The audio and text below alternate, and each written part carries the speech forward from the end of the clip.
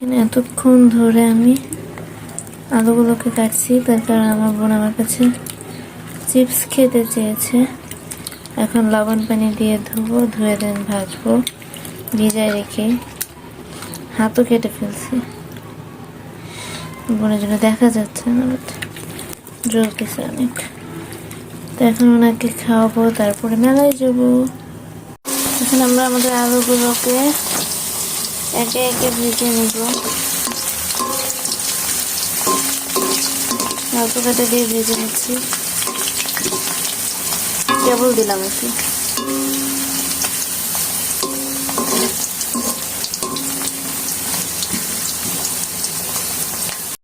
আমাদের দুই বোনের এই চিপসটা অনেক বেশি পছন্দ, ঘরে বানানো কি বাহিরের কিনা না।